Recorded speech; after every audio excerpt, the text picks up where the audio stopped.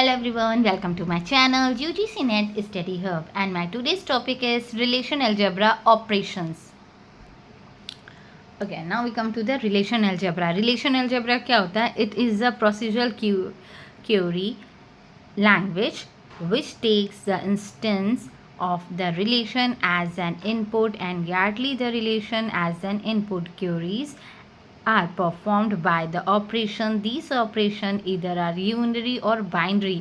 ठीक है, relation algebra क्या होता है? One relation apply on operation, एक रिलेशन अप्लाई होता है ऑपरेशन में. ठीक है, ठीक है. In relation algebra there are the two operators, unary and और बाइनरी. ठीक है, जो हमारी क्यूरीज होती है उसको परफॉर्म करता है ये ऑपरेटर्स. कौन से? यूनरी और बाइनरी ऑपरेशंस. ठीक है, अब आ जाते हैं हम लोग. These are the following fundamental operations that are used in a relation algebras. ठीक है, जैसे कि selection, project, union, set different, cartesian product and joints. ठीक है, ये जो सिलेक्शन और प्रोजेक्ट है ना, ये हमारा ये यूनरी ऑपरेशन होता है जो कि अप्लाई होता है ऑन अ वन टेबल.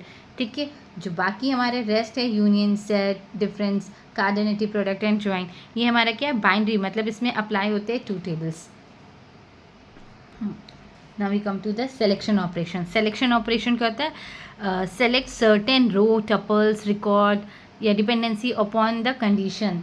ठीक है, उसे बोलते हैं सिलेक्शन. ठीक है, और इसको हम लोग रिप्रेजेंट करते हैं सिग्मा से. ठीक है, ऐसे देखो, सिलेक्शन को ऐसे रिप्रेजेंट करते हैं जहाँ पे कंडीशन सेटिस्फाइड होती है, जैसे कि रो, टपल, रिकॉर्ड, वो आंसर निकल आता है. उसी को हम लोग क्या बोलते हैं? Selection operation. अब इसे हिंदी में बताते हैं सिलेक्शन ऑपरेशन होता क्या है. देखो, सिलेक्शन में क्या होती है? हमें कंडीशन दिया रहता है. ठीक है, जहाँ पे रो, टपल, रिकॉर्ड कंडीशन हमें दी रहती है. ठीक है, जहाँ पे हमें रो, टपल कंडीशन अप्लाई होता है उसे सिलेक्शन बोलते हैं. जैसे कि multiple rows, multiple columns, records as an answer. और देखो, इसको रिप्रेजेंट कैसे करते हैं? अभी मैंने बताया था सिग्मा से, है ना, ऐसे रिप्रेजेंट करते हैं. जो भी आप टेबल में रिप्रेजेंट करोगे तो देखो सिग्मा, फिर कंडीशन लिखेंगे, फिर ब्रैकेट में हम लोग नेम ऑफ द रिलेशन. ठीक है, कंडीशन कहती है आंसर सेटिस्फाइड होना चाहिए तो आंसर आएगा, अदरवाइज नहीं आएगा. ठीक है, जो रो को सेलेक्ट करेंगे, जैसे हमने ये रो को सेलेक्ट किया. देखो एग्जाम्पल से समझो. देखो, ये मेरा एक टेबल है, ट्यूटोरियल टेबल है. ठीक है, हमने सेलेक्ट किया है select the topic whose name is DBMS. ठीक है, ऐसे हम लोग लिखेंगे select the topic DBMS tutorial, तो वो सेलेक्ट कर लेगा टॉपिक DBMS का. अब हमें सेलेक्ट करना है select the book whose price is greater than 1000. ठीक है, ट्यूटोरियल से, तो उस कॉलम को क्या कर लेगा? सेलेक्ट कर लेगा. समझ में आ गया? ठीक है. अगर जिसको नहीं कन्फ्यूज़न है ना, तो ये देख लो, इक्वल का साइन है, ये ग्रेटर देन का है, ये लेस देन का है, ये ग्रेटर देन इक्वल टू है. हाँ, ये वाला साइन लेस देन है, ये लेस देन इक्वल टू, और ये greater than equal to sign है. ठीक है, देखो इसमें तो हमारी, देखो इसमें हमें DBMS देखना था, सेलेक्ट करना था ना, तो DBMS देखो पहले फर्स्ट वाला कॉलम को सेलेक्ट करेंगे और लास्ट वाले को लेंगे क्योंकि इसमें DBMS है. अब दूसरा हमारा क्वेश्चन क्या था कि जिसकी बुक की प्राइस का 1000 से बड़ा, 1000 से इनकम किस बुक की प्राइस है, ये दोनों कॉलम्स की है ना, तो हमने इन दोनों को सेलेक्ट कर लिया. Now we come to the project. Project क्या होता है? Project operation. ठीक है, प्रोजेक्ट ऑपरेशन क्या होता है? Select the certain column whose name is written in a column list. ठीक है, तो और इसको हम लोग रिप्रेजेंट कैसे करते हैं? पाई से रिप्रेजेंट करते हैं. ठीक है, जैसे मान लो ये हमारा कस्टमर का टेबल है. अब हमें यहाँ पे सेलेक्ट करना है, प्रोजेक्ट करना है कस्टमर का नेम और स्टेटस ऑफ कस्टमर्स. ठीक है, एग्जाम्पल भी बता रही हूँ साथ में, देखते रहो. ये डेफिनेशन लिखिए और इसको वन लाइन में बता दिए. प्रोजेक्ट क्या होता है? सेलेक्ट करता है सेलेक्ट सर्टेन कॉलम्स को whose name is written in a column list. ठीक है, हमें सेलेक्ट क्या करना है? कस्टमर का नेम और स्टेटस. तो ये दोनों कॉलम को सेलेक्ट कर लेगा, ID नहीं लेगा, सिर्फ ये दोनों.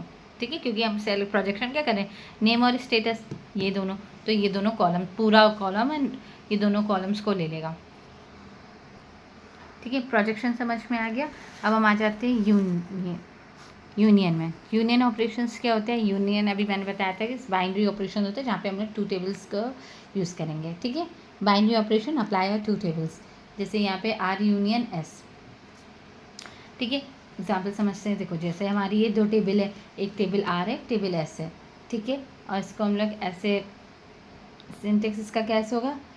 हाँ, projection name R union projection name S, ठीक है। इन दोनों को हम लोग सेलेक्ट करेंगे, इसमें हम लोग सारे नेम्स को ले लेंगे, ठीक है।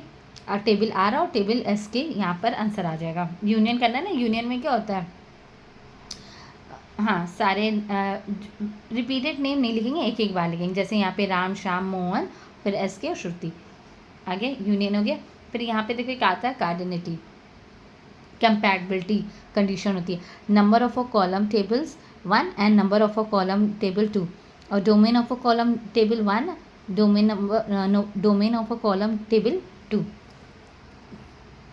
ठीक है। यूनियन ऑपरेशन में क्या होता है, कॉम्पैक्टिबिलिटी होती है, उसमें क्या होता है, both table must have the same name of attribute, same number of attributes होते हैं, ठीक है।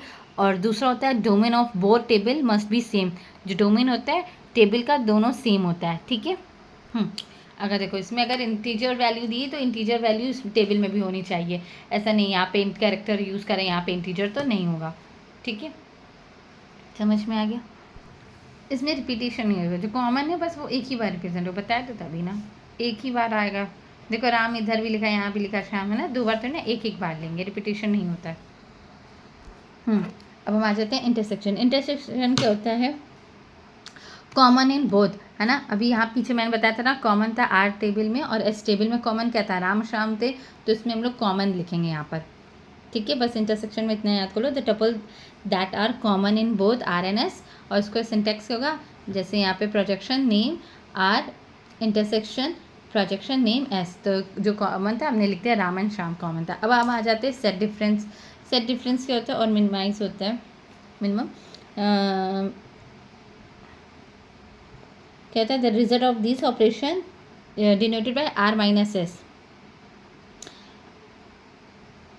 मतलब आर की टेबल में हो पर एस की टेबल में ना हो। देखो जैसे ये वाली टेबल में सेट डिफरेंस निकालना है ना हमें, तो देखो आर में है पर एस में नहीं है मोहन, है ना, ये ए आ गया, ठीक है। सेट डिफरेंस सी हो गया। अब कार्डिनेटिव प्रोडक्ट में आ जाते हैं। कार्टेशियन प्रोडक्ट क्या होता है, कार्टेशियन प्रोडक्ट उसको हम लोग क्रॉस से डिनोट करते हैं, क्रॉस ज्वाइन, ठीक है। क्रॉस प्रोडक्ट भी बोलते हैं और क्रॉस ज्वाइन भी बोलते हैं, which is denoted by x, ठीक है। जैसे कि यहाँ पे देखो लिखा मैंने आर क्रॉस एक्स, ये देख लो, ये तो मेरे टेबल गलत हो गया था। नंबर ऑफ कॉलम, ये आप देख लो यहाँ पर,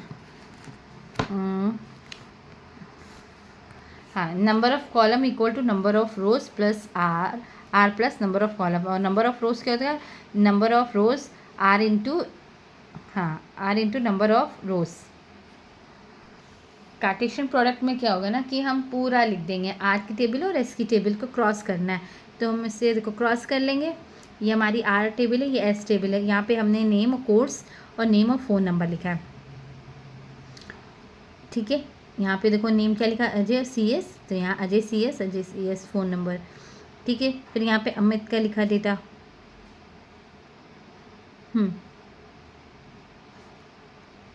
क्रॉस करें ना तो मल्टीप्लाई होगा यही बार बार, फिर सोनल आएगा, ये अजय 3 बार इसलिए आ गया क्योंकि देखो पहली टेबल, फिर उसके बाद सोनल, हाँ फिर उसके बाद राम, फिर अमित 3 बार देखो आया होगा, फिर राम भी क्रॉस मल्टीप्लाई करे इसलिए 3 टाइम्स आए यहाँ पर, ठीक है। अब जॉइंट ऑपरेशन क्या होता है, joint operation combining the relation tuple from a different relation if and only if a given joint condition is satisfied, denoted by, ये डब्ल्यू वाला सिंबल से रिप्रेजेंट होता है। जॉइंट ऑपरेशन देखो, जॉइंट ऑपरेशन 3 टाइप्स के होते हैं, एक नेचुरल जॉइन होता है, outer join and equal join. Outer join हमारा 3 टाइप्स होता है, लेफ्ट राइट और फुल होता है, ठीक है। नेचुरल जॉइन में क्या होगा, ये हमारा नेचुरल जॉइन है और ये हमारा क्या है, अच्छा ये मैंने सिंटेक्स लिखा है, दिख रहा है, ओह शिट, देखो हमें क्रॉस करना था ना, आर क्रॉसेस, तो देखो यहाँ पे 3 था और यहाँ पे 3 है, तो देखो यहाँ पे 9 टोटल हो गया। हाँ, 3 क्रॉस 3, तो कितने 9 हो गया, 1 2 3 4 5 6 7 8 9, तो टेबल हमारी करेक्ट है। अब जॉइंट ऑपरेशन भी सिंपल देख लो ऐसे ही होता है। फिर नेचुरल जॉइंट अभी बताया था, डब्ल्यू साइन से रिप्रेजेंट होता है। नेचुरल जॉइन और inner join consider the common value of removing the duplication column, ठीक है, डुप्लीकेशन को रिमूव करता है। आउटर जॉइन का होता है extension of a join operation, it is use to deal with the missing information, जो मिसिंग इन्फॉर्मेशन होती है उससे डील करता है। जैसे हमारी ये एम्प्लॉय की टेबल है, ठीक है, ये हमारी एम्प्लॉय की टेबल है। अब देखो यहाँ पे रिया सुमन श्याम, रिया सुमन श्याम, सिविल सिविल एक्सेल, हाँ, तो हमने यहाँ पे दोनों लिख दिया है, एम्प्लॉय टेबल भी और फैक्ट वर्क भी यहाँ पे पूरा लिख दिया है। जो दोनों में कॉमन है वही बस लिखा है, आउटर जॉइन। अब चलो देख लेते हैं लेफ्ट आउटर जॉइन और राइट आउटर जॉइन। डमरू का सिंबल रहेगा, अगर लेफ्ट है तो लेफ्ट की तरफ देखो यहाँ पे निकल जाएगी लाइन, ठीक है, और राइट में राइट की तरफ लाइन आ जाएगी। बाकी सेम है टेबल, ठीक है। हम लोग लेफ्ट वाले इसमें डेटा एंट्री करेंगे एम्प्लॉय की, सेम इसमें भी है, राइट वाला एंटर करेंगे डेटा, ठीक है। फुल आउटर जॉइन में दोनों तरफ की एरो बन जाएगी, ठीक है, फुल आउटर जॉइन हो गया। हाँ, राइट में देखो, अगर देखो हमारे पास लेफ्ट आउटर ज्वाइन करेंगे, अगर वैल्यू नहीं होगी तो वहाँ पे नल कर देंगे। ऐसे सेम यहाँ पे राइट में अगर वैल्यू नहीं दी है तो वहाँ पे हम लोग नल पुट कर देंगे। बाकी सेम ऐसे लिखते रहेंगे। देखो लेफ्ट में है, दोनों टेबल पीछे जो दिखाई थी, देखो दिखाते फिर से।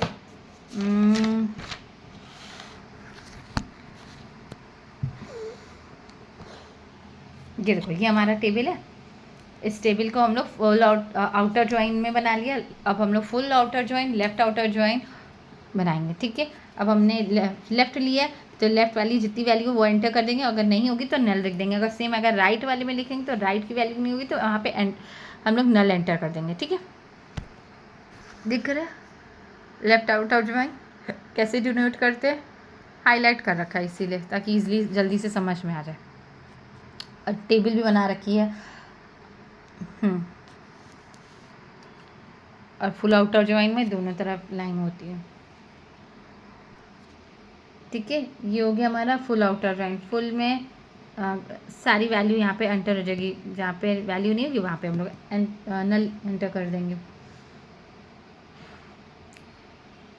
अब डिवीजन क्या होता है, one record of one table that is associated with all the record of other table, one two all. ये डिवीज़न होता है, मतलब कि डिवाइड, आर को डिवाइड करेंगे एस से। जैसे कि यहाँ पे हमारा आर, ये जैसे एग्जांपल है, ये आर है और ये एस है, इसको हम लोग क्रॉस मल्टीप्लाई करेंगे, मतलब कि डिवाइड करेंगे, आर को डिवाइड करेंगे एस से, ठीक है। तो हमारा आंसर क्या आ जाएगा, 1 और 2, ठीक है। The value of A associated with the all value of B. हाँ, ये 1 मल्टीप्लाई हो गया एक्स से, ठीक है।